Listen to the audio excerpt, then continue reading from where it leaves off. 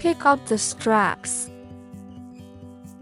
Pass the strap through the hole in the camera mount, plush side up.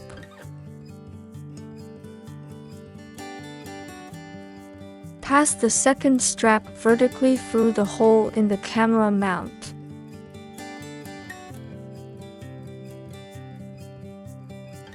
Place the camera in a suitable position on the seat.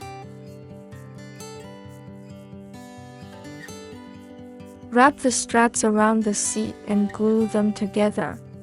Flexible camera angle adjustment.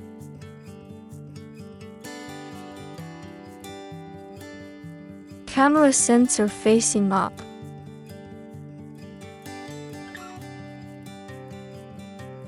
Remove the protective film from the camera before use. Adjustable camera angle. After adjusting the angle, tighten the nut.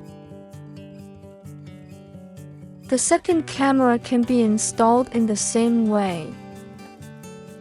Now show how to route the wiring, burying the camera's extension cord under the carpet in the car. Attach the sticker to the back of the cable management clips. Slide the cable into the cable management clips. Please clean the paste position in advance to prevent unstable paste. You can attach the cable management clips to the edge of the car.